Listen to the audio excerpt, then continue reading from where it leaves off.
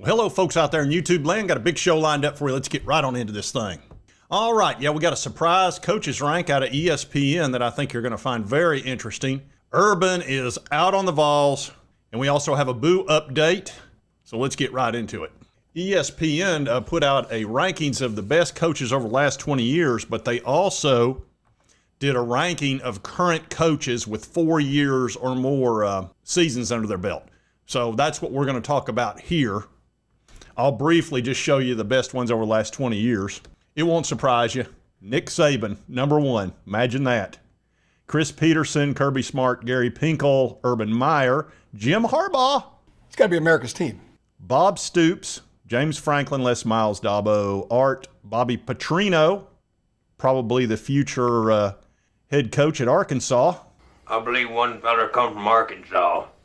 Get it? There's Steve Spurrier, Dan Mullen, Gary Patterson, etc. There's Lane at 17. There's Jimbo Fisher, poor fella struggling financially right now. Mac Brown, 20th. So, I'm sure those didn't shock you very much. Obviously, Nick the GOAT being number 1. Like rat poison.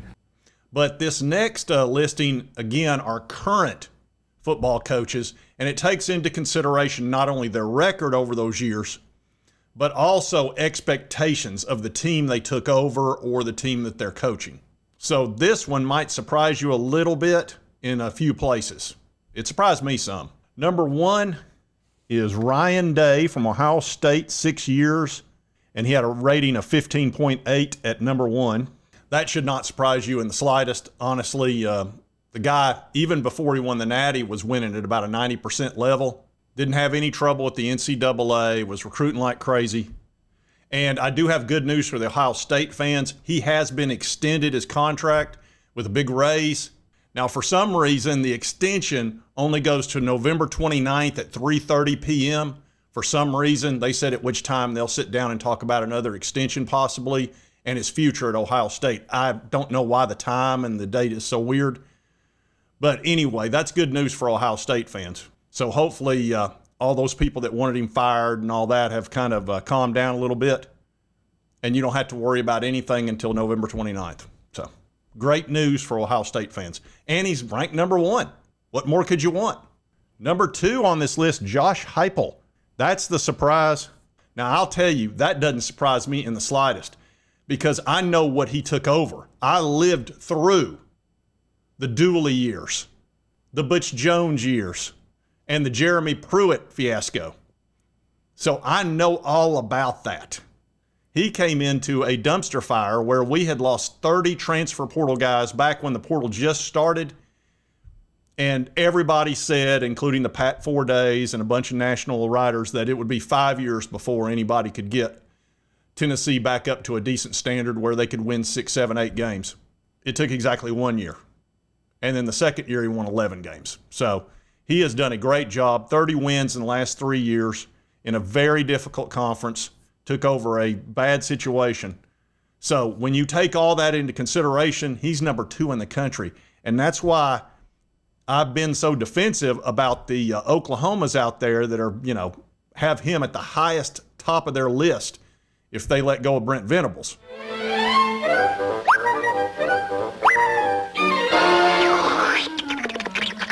And I can tell you right now, Auburn's got Heupel at the top of their list if they let Hugh Freeze go, where he can go and play all the golf he wants to. Although he's already doing that now, so. But he wouldn't have any guilt to go along with it. He's a Cinderella boy, tears in his eyes, I guess, as he lines up this last shot. He's got about 195 yards left, and looks like he's got about an 8. So Josh Heupel, number 2. That may surprise you. In a way it does, but again, when you take everything into consideration, he's done a fantastic job. And Oklahoma, keep your paws off. Number 3, that's a big shot, Kirby Smart. He's been fantastic. Look, there are certain teams that you are born on third base. You are never going to have less than 8 wins at a Ohio State, a Georgia, and Alabama. There are just certain teams that, they have big advantages. They have great recruiting footprints. They have huge fan base support, lots of money. They have history, all of those things. And Georgia's definitely one of them. But Kirby has taken a great job and made it even better. So Kirby should be in any top 3. I would probably have him number 1 because he's won 2 natties. I'd probably have Ryan Day number 2, and then Josh. And that's me. James Franklin, he has done a very nice job at Penn State. They've had some disappointment up there, but last year helped getting in the playoff and having success like he did. So having him at number 4 is very good. And realize he was the only guy to ever win 9 games at Vanderbilt. So that's incredibly hard to do. So he's a terrific coach. Dabo Swinney, number 5, no question there. He's always going to be in any top 5. He's won 2 That's not 2 natties, that's 3. 2. He's won 2 natties and done a fine job. He backed into the playoff last year because of the socialism and communism of the way the playoff was set up. But it is what it is. Boy, South Carolina hated that. I promise you. Don't make me angry. You wouldn't like me when I'm angry. Dan Mullen, number 6. Dan had incredible success. What was he at Mississippi State? He had a lot. That was a hard place to win, as you know. Lane Kiffin, number 7. Lane has to be in any top 10. He's done a great job at Ole Miss. Now, he is a job jumper, and you can't trust him. That's for sure. And for some reason, he and Paul Feinbaum have hit it off like crazy. I don't know why. But anyway, having him in the top 10, I don't blame them for doing that. I'd have him top 10 too. I just wouldn't trust him. Brian Kelly, number 8. Brian needs to get off to a good start this year. He's lost 3 straight opening season games. And we're sitting here again. We're sitting here again talking about the same things. And then played well after that, but you cannot lose an out-of-conference game right off and then come into the juggernauts that you're going to have to play during the season. So he needs to get off to a good start, and he's got to play Clemson. So it's going to be tough. Jeff Traylor of UTSA, I don't know enough about that. Mike Gundy. Now, Gundy, he had such a bad year last year. I mean, terrible. Come after me! I'm a man! I'm 40! And yeah, I'm coming. I know you're 40, and I'm coming at you because you won 2 games last year, but they still got him on the list. But he's dropping fast. They may let him. Well, I don't know, though. They're owing him a lot of money. But I think he took a pay cut. Barry Odom of Purdue. Of course, Purdue's kind of fallen off the face of the earth. Billy Napier, number 12. That's surprising. Although they've got him down for 7 years because what was he at? He was in the Sun Belt, so had good years there. I'm surprised they've got him listed that high, but we'll see. He might have a great year this year. He's got DJ Lagway. Kalen DeBoer, they've got him 13th. I figured he'd be higher than this, especially given the success he had at Washington, but they penalized him a little bit for last year, I guess. There's Kyle Whittingham of Utah. He's a terrific coach. Jeff Brom of Louisville. Ryan Silverfield. Kirk Ferentz. God, he's been there forever, 20 years. Brett Bielema. Hugh Freeze and Matt Campbell, and there's Greg Schiano. Boy, did we take grief for not hiring him. He is a mean Butch Jones. I'm so glad we didn't hire him. Too difficult. Jamie Chadwell, Mark Stoops, 23rd, and on down. You can see the rest of the list. So, interesting. Steve Sarkisian, 29th. That's surprising. They're not giving him a lot of credit for the Texas thing because that's another one that is now born on third base. See, Texas used to not be as great as it is now. But money, that changes things. Texas A&M, they're guaranteed 8 wins. They just can't seem to break that number. That should be born on third base too. Again, unlimited oil money. So I thought you would find that very interesting. For the Tennessee fans, you should be very happy with that. And Ryan Day's starting to get his due right up until November 29th. And we'll talk about Boo and also Urban Meyer. But before we go too far, do want to let you know that North Carolina and Bill Belichick, they have sold out all their season tickets for this season. So obviously things are going well there. Not talking about this. No? No. It's a topic neither one of them is comfortable commenting on. Oh, sorry, Jordan. I forgot to get permission to be able to discuss Bill Belichick. I'll probably have to take the class again. Dang. I should know better, Jordan. She keeps a very tight rein over there. Anyway, so that's great news for North Carolina. We'll see how Bill does this year. Also, Gaston Moore, for the Tennessee fans, he is back in college football. He has joined Alex Golish at USF. So that's very interesting. I figured you folks would like to hear that. Gaston back in football. He still had a season left of eligibility. I was like, why are you leaving Tennessee? Should have stayed. But he probably figured he'd been fourth spot. Maybe down there he'll get to actually play. I hope he does. I'd like to see how he does. All right, now let's talk about Boo Carter. All right, this is on X. And let's see, this is update on Boo Carter. It says, this appears to have come from Austin Price. It says, Boo went out to California over the weekend. His family and Cooper have been in talks. I believe that's a fella they may be hiring as an agent. Have been in talks, but they haven't fired their current agent to this point.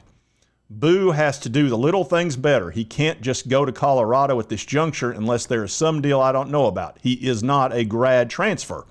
There is a path to him being on this team, meaning Tennessee, but he has burned some bridges with his teammates by not showing up and being late, causing more running for others. The way they set this up, if somebody shows up late or misses a meeting, everybody has to run. So that is very punishing for the other teammates, and it makes them mad at the guy that's late. So that puts a lot of pressure on him. And that's what they do that in the military too all the time. It's, and the reason they do that is because a team is like a chain, and you're only as strong as your weakest link. So if you've got somebody that's not pulling their weight, the chain breaks. You are the weakest link. Bye. Makes sense. At the end it says it's a complex deal, but one Tennessee will eventually have to make a decision. So this thing's pretty significant and serious with Boo Carter. He needs to get his act together, because it's not like he's going to get to play at a Power 4 level next year if he gets thrown off this team or he quits. And also it's going to cut off the money, and the transfer portal's closed. So outside of him getting some special waiver from the NCAA, which I do not see coming, or him suing the NCAA, which that's going to be a pain, he needs to probably show up and start playing football and quit worrying about all this other stuff. Maybe going to California and clear his head. Obviously fall practice hadn't started yet, but he needs to get with the program. Or, so be it. I'm really fed up with this type of stuff with NICO and Boo and all that. If they don't want to play and they don't want to get paid and they want to go sit, they can do that. Now, NICO's going to get to play because he went to UCLA, where he's going to be surrounded by superior talent at the 3-star level, which is what he needed according to his team. But you know what? There's only so much bending you can do before you say, do what you're going to do, buddy. Make a decision. Be a grown-up. Hey, you wanted grown-up money? Make grown-up decisions. And lastly, let's talk about Urban Meyer. Urban was kind of high on Tennessee, but with the whole NICO thing, he's kind of turned and is not feeling too good about it. I'll let you hear what he had to say on his show, The Triple Option. So I like Ohio State, Texas. That makes sense. Tennessee's gone. I had them. This is before the NICO transfer, which still to this day, I'm scratching my head saying, what in the world happened there? There's going to be a story someday about what happened there. I don't know what it is. Why would you leave a team that just made the playoffs? He's as talented quarterback as I've seen in a long time. And he's at UCLA, which is great, but he's for less money, I believe. But okay. All right. We got served. So now, I guess, it's on. Yeah, so Urban's not feeling Tennessee. And look, we just got served again. We have been served multiple times by everybody out there because of the NICO thing. And Joey Aguilar has got to be the most motivated human being in the world. Plus, the Tennessee Vols themselves should be motivated because nobody thinks they can do anything this year. And I remember Tennessee being in a very similar situation in 21 and 22, and there was a guy that was on the bench that nobody even thought about by the name of Hendon Hooker that had been benched at Virginia Tech. And we brought in Joe Milton from Michigan, and he was supposed to be this great quarterback, and he was pretty good. But Hendon just showed up out of nowhere and took the team to great heights. Maybe Joey will be the next Hendon Hooker. We never know. That's a lot to ask for. But if he could be Hendon Hooker light, that would be great. So this got to be the most motivated team in the country. It has to be. Certainly the most served team. Anyway, just wanted to update you on all this information. If you like this content, be sure to hit... Oh, and I almost forgot again. I'll be on Buckeye Scoop tomorrow night at 8:10 p.m. That is the plan outside of Lord willing and the creek don't rise. So tomorrow night at 8:10, and I'll have another show tomorrow in the afternoon, most likely. Anyway, if you like this content, be sure to hit that like button. Lets me know continue to cover all these big college sports stories. If you've not subscribed, boom, boom, boom. Hit that button right there. It will not cost you a dime. Help you get my videos. And right over here is the most recent video YouTube thinks you'll enjoy. And we'll see you next time on Sports Talk Jay. I'm not going to be ignored, Dan.